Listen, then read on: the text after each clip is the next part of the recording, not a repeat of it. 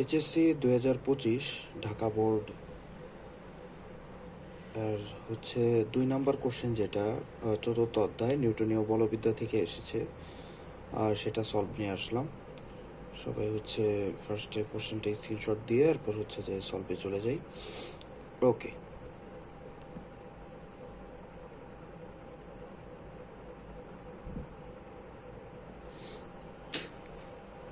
আচ্ছা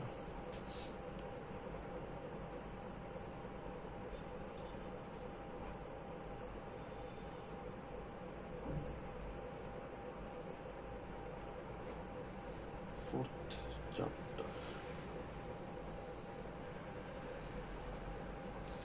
second question, যেটা মানে আমাদের বোর্ডে যেটা সেকেন্ড কোশ্চেন। আচ্ছা, কোশ্চেনটা আমি একটু পড়ে শোনাই। হচ্ছে যে কি বলা হয়েছে, যে 200 গ্রাম ভরের একটি বস্তুকে 50 সেন্টিমিটার ব্যাসার্ধের উলম্ব বৃত্তাকার পথে 20 মিটার পার সেকেন্ড দ্রুতিতে ঘোরানো হচ্ছে, যেখানে অভিকর্ষজ ত্বরণের মান হচ্ছে 9.8।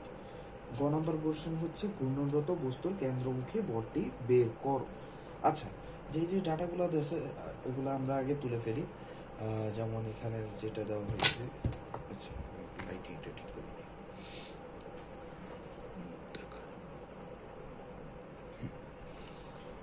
এম হচ্ছে এখানে দিয়ে দিছে 200 গ্রাম, তো এটাকে আমরা কনভার্ট করলে হচ্ছে 0.2 কেজি হয়ে যায়। তারপর হচ্ছে যে ব্যাসার্ধ যেটা দেওয়া আছে 50 সেন্টিমিটার, তো সেটা হচ্ছে আমাদের সেন্টিমিটার থেকে মিটারে গেলে 0.5 মিটার হয়ে যায়। এরপর হচ্ছে যে আমাদের বলে দিচ্ছে যে দ্রুতি দেওয়া আছে, ভি দেওয়া আছে 20 মিটার পার সেকেন্ড এবং জি এর মান 9.8। এখন গ নাম্বারে চাইছে হচ্ছে যে কেন্দ্রমুখী বল। কেন্দ্রমুখী বলের একটাই সূত্র এফসি। সি মানে হচ্ছে যে এফ মানে হচ্ছে ফোর্স, আর সি মানে হচ্ছে যে সেন্টার, মানে হচ্ছে যে কেন্দ্রমুখী বল। এটার সূত্র হচ্ছে mv স্কোয়ার ডিভাইডেড বাই আর। তো বেসিক্যালি আমাদের এখানে যে ডাটাগুলো দেওয়া আছে সেগুলো বসাইলেই হয়ে যাবে ভি স্কোয়ার অর্থাৎ 20 স্কোয়ার ডিভাইডেড বাই আর। আর এর মান হচ্ছে 0.5। ওকে, তো বসাই দিলাম।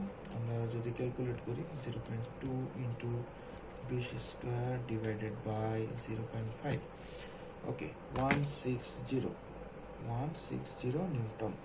এটা হচ্ছে কি আমাদের গ এর অ্যান্সার। আচ্ছা, ঘ নাম্বারে যেটা বলা হয়েছে যে ঘূর্ণনরত বস্তুর সর্বনিম্ন অবস্থানে সুতার টান সর্বোচ্চ, আর সর্বোচ্চ বিন্দুতে সুতার টান সর্বনিম্ন। আচ্ছা, একটু খেয়াল করে দেখি, এটা একটু কনসেপচুয়াল বলতে আমাদের এখানে একটু থিওরির ব্যাপার আছে। থিওরির আগে ম্যাথমেটিক্যালি দুইটা জিনিস প্রুফ করতে হবে বা দেখাতে হবে আর কি, সিম্পলি। আচ্ছা, তো আমি আগে দেখাই যে বিষয়টা কি।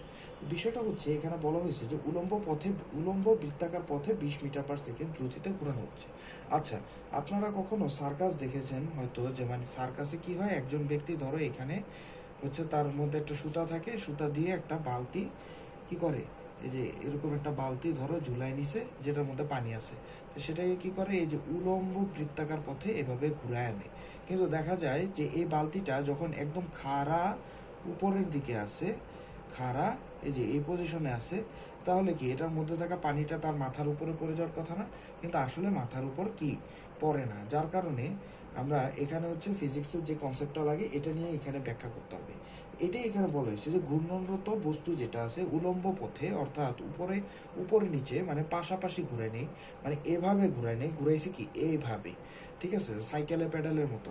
তা আপ থেকে ডাউন ঘুরানোর ফলে এখানে বলছে যে সর্বনিম্ন বিন্দু, অর্থাৎ এই বিন্দু, যে এটাকে যদি আমরা ও ধরি, ও ধরলাম, আর সর্বনিম্ন বিন্দুকে এ ধরলাম, তো এই পজিশন যেটা সর্বনিম্ন, তো সেটাতে হচ্ছে যে সুতার টান সর্বোচ্চ। অর্থাৎ এখানে হচ্ছে যে আমাদের যে টান টি অফ এ, মানে এ পজিশনের জন্য টি অফ এ যেটা বের করব সেটা হচ্ছে বেশি, এবং সর্বোচ্চ বিন্দু, অর্থাৎ এই যে আমরা এটা বি নাম দিলাম, বি পজিশনে যেই সর্বোচ্চ বিন্দু সেটার মধ্যে সুতার টান সর্বনিম্ন। এই জিনিসটাই হচ্ছে ম্যাথমেটিক্যালি দেখাতে হবে। অর্থাৎ আমরা যদি এ নাম্বার পজিশন নিয়ে আমরা আগে একটু কথা বলি, তো এ নাম্বার পজিশনের জন্য হচ্ছে, দেখো এটা কি, মানে পজিশনটা কি নিচের দিকে না? এখন তুমি যদি কোনো একটা বস্তুকে সার্কুলার পথে ঘুরাও এবং তার ব্যাসার্ধ কে যদি এভাবে ফিক্সড অবস্থায় রাখো তাহলে অবশ্যই সে বাইরের দিকে ছিটকে পড়ে যেতে যাবে। এখন বাইরের দিকে ছিটকে পড়ে যাওয়ার পিছনে কারণ কি? তার মধ্যে কেন্দ্র বিমুখী যে বল, তাহলে তার মধ্যে একটা কি বল কাজ করতেছে? কেন্দ্র বিমুখী বল। ওকে, যেটা কি এই যে বাহিরের দিকে চলে যেতে চাচ্ছে। ওকে, তো তুমি যখন ঘুরাইতে ঘুরাইতে এই পজিশনে আসছো, অর্থাৎ তোমার বাহিরের দিকে যে কেন্দ্র বিমুখী এফসি প্রাইমটা কি নিচের দিকে কাজ করতেছে। এখন দেখো এফসি প্রাইমও নিচের দিকে কাজ করতেছে। ইভেন এই যে এখানে একটা যে বালতি আছে, অথবা এই যে এখানে বলা হয়েছে যে বস্তুর মানে এই যে 200 গ্রাম ভরের একটি বস্তু, তো এই 200 গ্রাম বস্তু ভরের এই বস্তুটাও কি নিচের দিকে তার ওজনটা কাজ করতেছে না?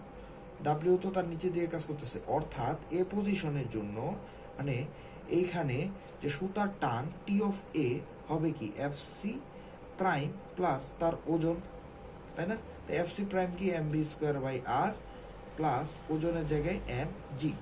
এটা কোন পজিশন? এটা হচ্ছে সর্বনিম্ন পজিশন, তাই না?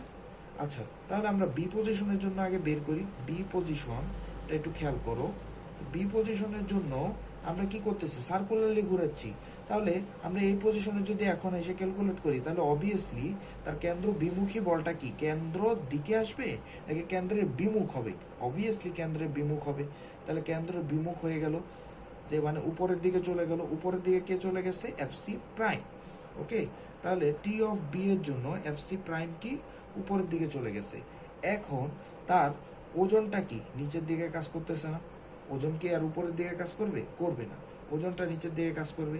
এখন সো দ্যাট আমরা বলতে পারি যে এই যে সর্বোচ্চ পজিশন, যেটা কি সর্বোচ্চ পজিশনে আমাদের কি M V square divided by R minus M G হয়।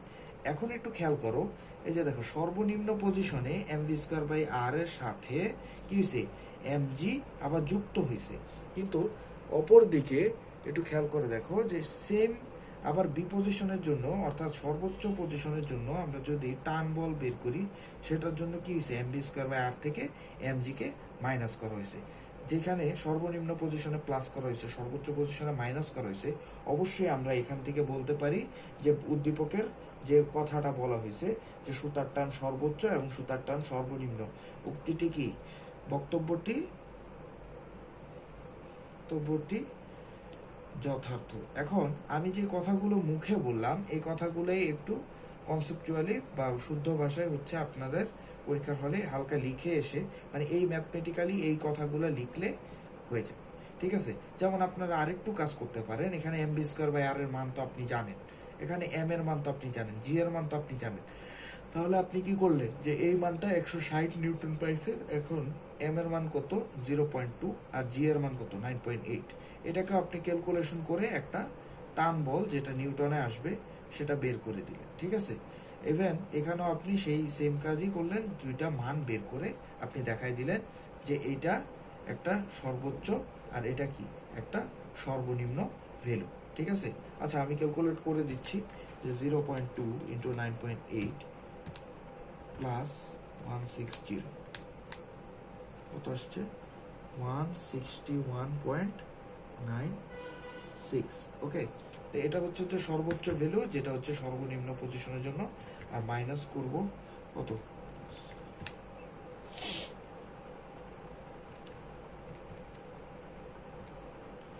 এটা আসছে 158.04।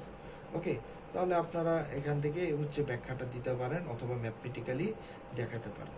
তো এভাবে হচ্ছে আমরা এখানে 2 নম্বরের যে সলভ, যেটা হচ্ছে 4th চ্যাপ্টার নিউটনীয় বলবিদ্যা থেকে আসছে, খুবই ইজি ম্যাথ। তো আমরা এখানেই সলভটা শেষ করলাম। আসসালামু আলাইকুম।